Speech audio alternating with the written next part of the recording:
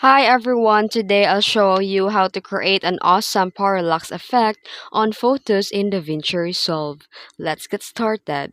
First, start to increase the zoom to 1.2, then duplicate the clip at holding Alt and dragging it above. Next, go to Color tab.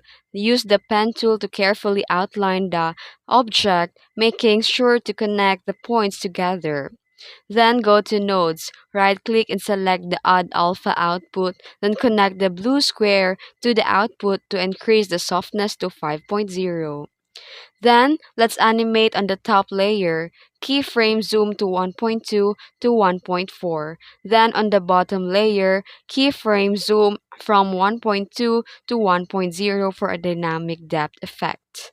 And that's it. You've successfully created a parallax animation in DaVinci Resolve. This adds depth and realism to your photos. If you found this video tutorial helpful, don't forget to like and subscribe for more tips. Thanks for watching.